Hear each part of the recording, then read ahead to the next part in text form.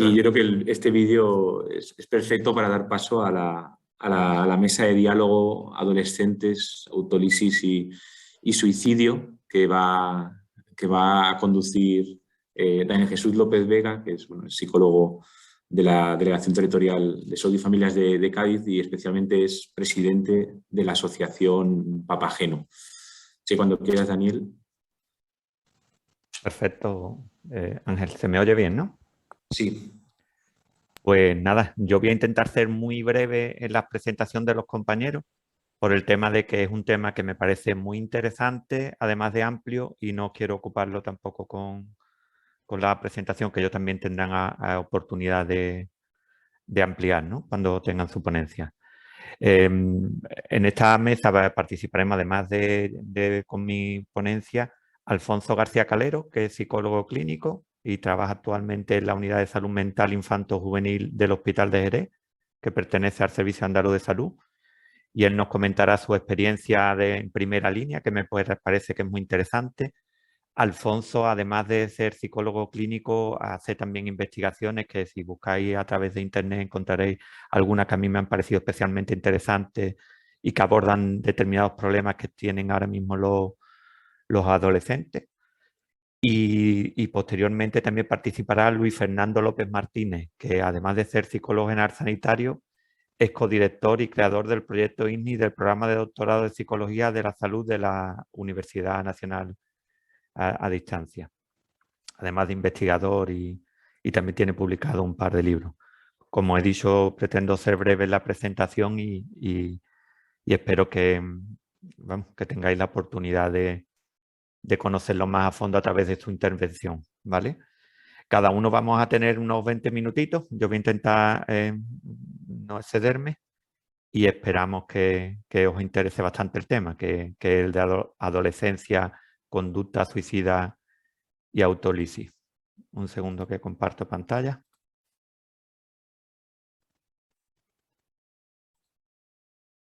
Perfecto. Bien, pues como os he comentado, somos 3 ponentes. Yo me voy a dedicar sobre todo a hablar sobre prevención universal y conceptos un poco más, digamos, más generales. Luego el compañero Alfonso va a participar comentando su experiencia desde el hospital y el compañero Luis Fernando hablará porque es experto en redes sociales y prevención del suicidio. Pues nada, yo os comento muy brevemente que yo trabajé durante años en el tema de adicciones, un tema que siempre me ha preocupado porque, bueno, me parece que tiene una relación directa con el tema del suicidio. De hecho, yo mis primeros contactos con conducta suicida la tuve mientras que trabajaba en la comunidad terapéutica de Proyecto Hombre, de aquí de Jerez. Y bueno, me parece que es interesante que no nos olvidemos que muchas de las conductas están relacionadas con este consumo o este abuso de sustancias. A partir de 2006 trabajé en el Distrito Sanitario Bahía de Cádiz y Las Andas. Trabajaba en promoción de salud ligado sobre todo al Plan Integral de Tabaquismo, del cual fui director durante 4 o 5 años. Y ahora actualmente pues trabajo, como ha comentado Ángel, en la Delegación Territorial de Salud y Familia en Cádiz. En 2012 escribí un libro sobre el suicidio en la Guardia Civil y hace un par de años decidimos, un grupo de compañeros que nos habíamos conocido a lo largo de este tiempo, de esta última década, pues hicimos una especie de plataforma de profesionales en prevención del suicidio que al final se ha convertido en una asociación y que gracias a la cual pues estamos intentando aportar nuestro grano de arena sobre este tema. El tema de por qué se llama Papageno es porque, como muchos sabréis, Papageno es la palabra que utilizan desde la evidencia científica para denominar a una forma responsable de comunicar el tema este del suicidio, que nos parece muy interesante. Muchas veces se ha ligado solo y exclusivamente a los medios de comunicación social, pero a mí me parece que ahora es muy importante, ahora que como han comentado también en la inauguración, el problema de la salud mental se está convirtiendo en algo prioritario, que aprendamos que no todas las formas de comunicación sobre el suicidio provocan esta forma responsable de comunicarse, ¿no? Sino que hay muchas que pueden ser negativas y que podemos ver que por el hecho a lo mejor de darle mayor visibilidad a este problema no debemos usar, ¿no? Como he comentado antes, Papageno era una plataforma de profesionales que ya he comentado que se ha convertido en una asociación y que últimamente pues estamos intentando pues abordar los problemas que suponen no solo el tema este de la prevención, sino un problema que continuamente obviamos, que es el tema de la posvención, ¿no? Que es lo que ocurre cuando alguien en tu familia se suicida. Y no solo cuando nosotros tenemos nuestros propios grupos de ayuda mutua, pero nos hemos dado cuenta de que en las últimas ponencias en las que particularmente he participado, por ejemplo la última en Salamanca, que nos cuesta muchísimo abordar este problema aún más cuando el tema de los supervivientes corresponde a adolescentes. ¿Qué ocurre cuando un adolescente tiene que afrontar pronto en su vida el tema de un suicidio en su familia y cómo ellos se convierten también en un colectivo vulnerable, pues por el efecto de imitación que tiene este tema? Vamos a hablar de tres cosas. No tenemos que olvidar que una cosa es súper importante, es que nos acordemos que estamos viviendo un momento específico de nuestra historia que se relaciona con la crisis por COVID-19, que es por la que el tema de salud mental se está poniendo en primera línea. Que se trata de ver cuáles van a ser las consecuencias que esta crisis y que las medidas que se tomaron en su momento para evitar los contagios pueden provocar, y especialmente, como estamos viendo muchos de los que trabajamos en primera línea, en el tema de la conducta suicida y especialmente también de las autolesiones, a cuales le dedicaremos luego unos minutos. Luego también hablaremos de los factores protectores y de los de riesgo. Y una cosa que es importante, como voy a hablar de prevención, es recordar que al margen del trabajo que nosotros hacemos desde salud, es muy importante el papel que tiene educación y los centros educativos en este tema, por lo que comentaba la viceconsejera de que en muchas ocasiones a los adolescentes no solo les puede costar detectar los problemas de salud mental que tiene, sino acudir por el estigma a pedir ayuda a los centros sanitarios, y que por eso a nosotros nos parece que la escuela o los centros docentes son lugares preventivos clave que tenemos que tener siempre en cuenta. Pues hablando del COVID-19, hay una duda todavía porque, como sabréis, en España la calidad de los datos sobre suicidio deja mucho que desear, y uno de ellos es que muchas veces los profesionales tomamos decisiones en base a los datos de incluso hace 2 años, lo cual hace que muchas veces nos tengamos que fijar en cosas que no realmente son estudios científicos, sino, como veremos ahora, incluso en las noticias que salen en los medios de comunicación o en las primeras impresiones que tienen las personas que trabajan, por ejemplo, en los servicios de urgencias de los hospitales o asociaciones que se dedican directamente a la prevención en este sentido. Entonces, no sabemos realmente qué efecto va a tener el COVID y la crisis sanitaria en el tema este del suicidio, y sobre todo en adolescentes. Una cosa que sí tenemos que tener clara es que si vemos esto, a pesar de que el suicidio va fluctuando, podemos hablar de que la tendencia del suicidio en estos años, de 15 a 29 años, y si tenemos en cuenta el periodo de 2000 a 2019, parece que hay una tendencia a reducirse, a que existe una reducción. Aunque ya digo que, por ejemplo, en el 2019 hubo más suicidios que en los años anteriores. Como sabréis, el Instituto Nacional de Estadística publicó los suicidios del primer, creo que fue cuatrimestre de 2020, y parece ser que en la primera etapa del COVID no hubo un aumento de suicidio, y ahora hablaremos por qué pensamos que eso puede estar ocurriendo y cómo eso no debe hacernos que bajemos la guardia, porque parece ser, como en otras pandemias o crisis de tipo humanitario, en este tipo de crisis el suicidio suele subir las tasas una vez que se acaba la crisis, como está ocurriendo ahora mismo con el tema este del COVID. Empiezo con el tema de las autolesiones porque, hablando muchas veces en foros profesionales, y aunque parece que está creciendo de forma importante el número de suicidios entre adolescentes en esta época, realmente hay muchas veces que se confunde el término de la autolesión. porque cuando hablamos de autolesiones no suicidas, estamos hablando de una conducta de mucho riesgo, que incluso si no es tratada puede provocar unas mayores tasas de suicidio, pero donde la persona realmente no va buscando la muerte, sino va buscando un control emocional, y por lo tanto entendemos que son dos conductas de alta gravedad, pero que tienen diferente naturaleza y que tenemos que distinguir a la hora de realizar intervenciones, puesto que, como estamos hablando, tienen causas diferentes y consecuencias también diferentes. Pueden ser debido a, antes hablaba alguien en el foro de cómo detectar este tipo de conductas, pues una que a mí me resulta particularmente, digamos, descriptiva es la presencia de heridas en el cuerpo que pueden ser no fácilmente explicables por el adolescente y que puede llegar a ocultar. Y eso se puede detectar, por ejemplo, cuando una vez que llega la primavera o el verano, que por ejemplo aquí en España y particularmente en Andalucía, hacen temperaturas altas, los adolescentes se acercan a los centros a veces para ocultar este tipo de heridas con camisas o vamos, ropa larga, de mangas largas, para intentar evitarlo, ¿no? Y eso puede ser una señal que pueda hacernos acercarnos al adolescente para preguntarle cómo se siente, aunque sea una historia indirecta, máxime cuando podamos encontrar a personas que tengan este tipo de heridas, de quemaduras o cortes, y que ya digo que sean difícilmente explicables. Esto es importante, esta distinción, porque no debemos hablar que hay un aumento de conductas suicidas si nos estamos refiriendo a autolesiones de este tipo,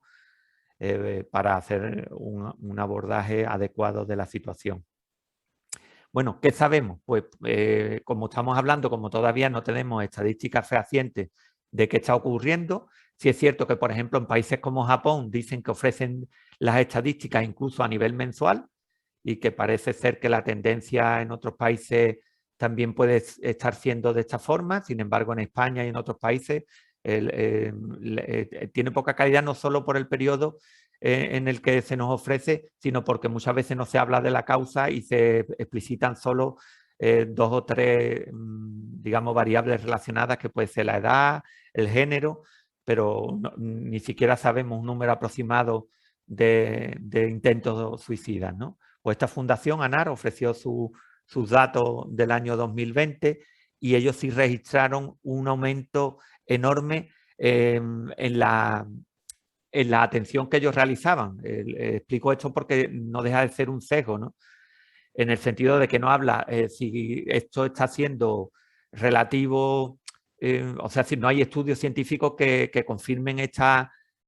tendencia, pero sin embargo ellos pues comentan que ha habido un aumento de la atención, que en el caso, por ejemplo, de la ideación o la intención suicida, es más del doble del número de atenciones que hacían con respecto a 2019, y en el caso de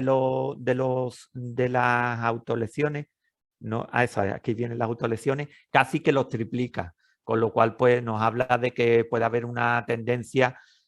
mayor, no solo a tener estas conductas, sino que a lo mejor también tiene una parte positiva, y es que estas personas están acudiendo a centros como el de ANAR, que están atendiendo, ellos son especialistas sobre todo en adolescentes y niños en riesgo, ¿no? Con lo cual me parecía este estudio bastante interesante y deberíamos de confirmarlo con estudios más generales a nivel científico.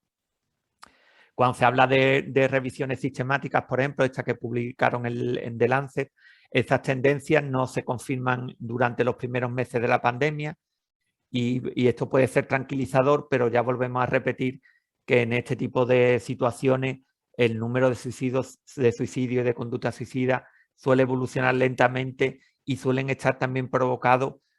por las situaciones o los condicionantes socioeconómicos posteriores a la crisis. En este caso, pues las consecuencias económicas que está teniendo, o sobre todo también los efectos negativos que estamos viendo en niños y adolescentes, por ejemplo, que veremos luego brevemente, el tema este del fenómeno de las botellonas, que se ha vuelto a poner de moda, y relacionado también con conductas violentas, ¿no? Y puede ser provocado también por las medidas de aislamiento que han tenido y el nivel de frustración que ha vivido los adolescentes de nuestro país, vamos, digo de nuestro país, pero generalmente a nivel mundial, provocado por incluso que durante muchos meses no hayan tenido un contacto directo con otros adolescentes, porque también se llegaron a cerrar, como sabéis, las escuelas. Hay una cosa que también a mí me preocupa un poco, porque realmente, aunque muchas veces solemos tener una visión que se relaciona directamente con lo que se publica en los medios de comunicación, habría que tener cuidado, porque los medios de comunicación no son fuentes fiables necesariamente de cómo está este tema, y habría que confirmarlo con otro tipo de estudios, ¿no? Hablan, por ejemplo, del ejemplo de Japón, que parece que hay un inquietante, cuando pone inquietante aumento de los suicidios, ya estamos hablando de que se le está dando una visión alarmista, ¿no? Con la palabra inquietante, o bueno, este artículo del País que publica: hemos pasado de 4 intentos de suicidio semanales de jóvenes a más de 20. Bueno, que es un titular que da desde un hospital infantil, que recordar que era de Cataluña, pero bueno, que eso no deja de ser una impresión de un profesional y no necesariamente está avalado por los datos que están recogiendo directamente, no es un dato oficial, digamos. Y bueno, y esto que hablo de que es un medio público, que es de Radio Televisión Española, que hablaba de que la pandemia dispara las conductas suicidas entre jóvenes y adolescentes. Igualmente hablamos que el hecho de utilizar el término dispara las conductas suicidas, pues de nuevo puede ser un titular alarmista que no necesariamente recoge la realidad, y que aunque la recogiera, pues está dando un alarmismo que, bueno, que puede provocar el efecto contrario al que se busca. La administración sanitaria, pues también, bueno, por ejemplo, aquí tenemos el ejemplo de este manual que está publicado en Argentina y habla de suicidio y autolesión en contexto de pandemia. Por lo tanto, ellos también parece que están registrando una preocupación sobre este tema, y habla pues señales de alarma que se encuentran, que es lo más interesante que vi que tenía. Por ejemplo, un enojo reiterado y sin sentido, irritabilidad, tristeza persistente,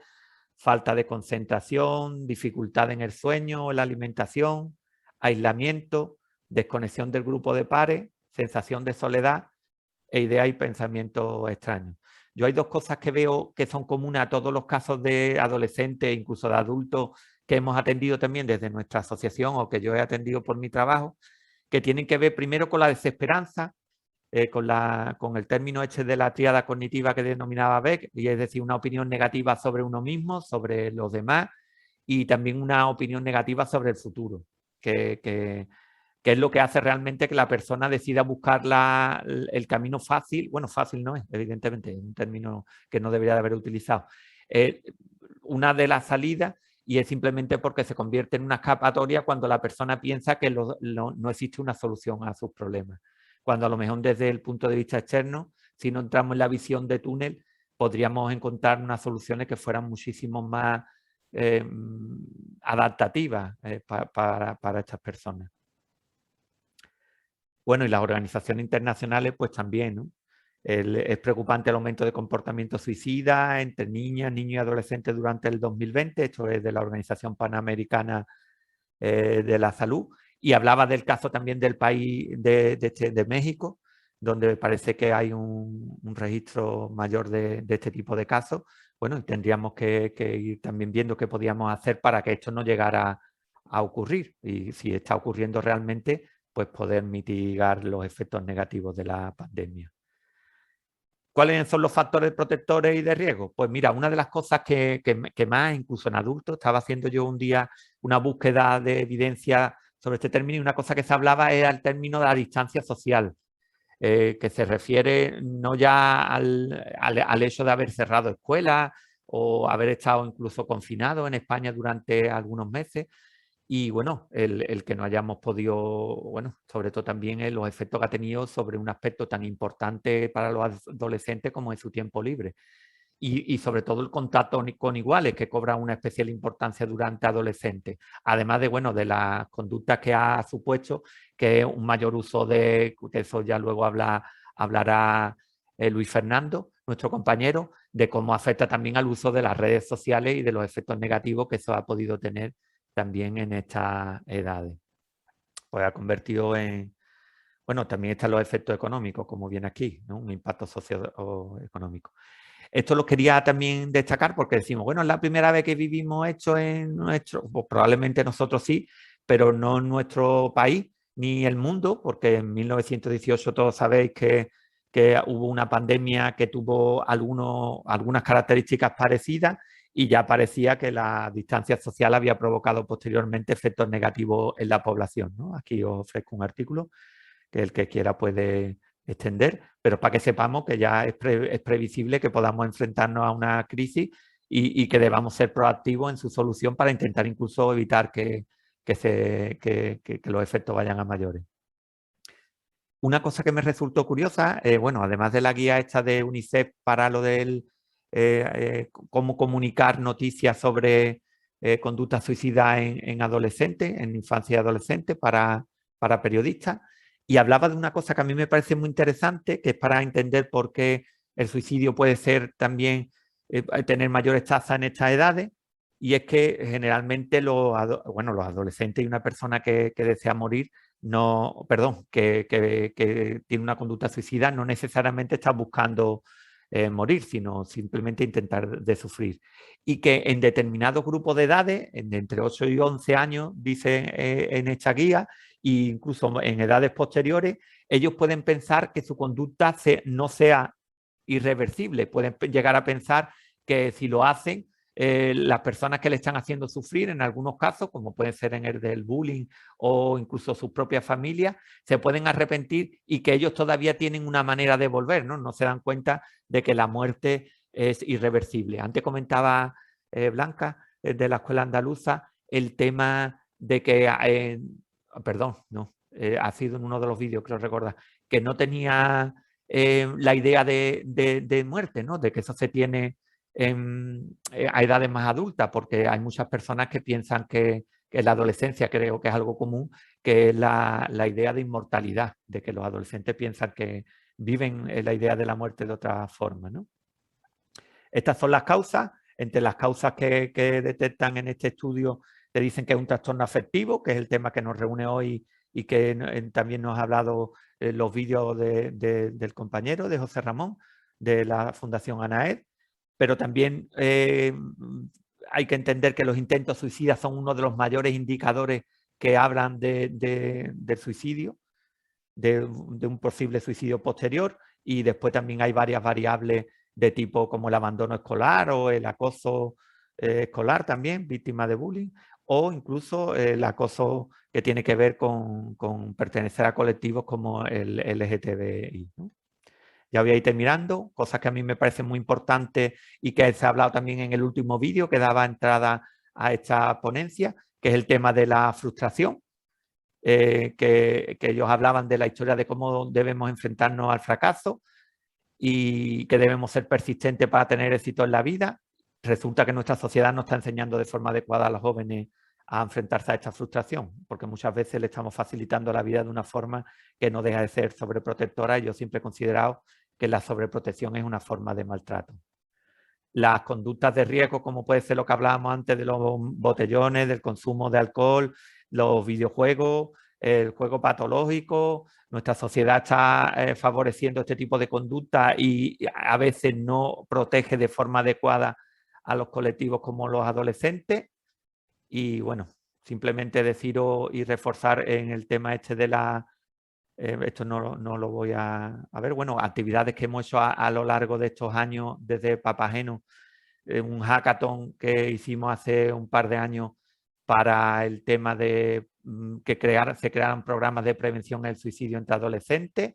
y en el último año que hemos celebrado también un premio para periodistas para comunicación responsable, que nos parecía muy adecuado. Y esto es lo último, que es el tema de lo importante que a nosotros nos parece de utilizar no solo lo que van a hablar los compañeros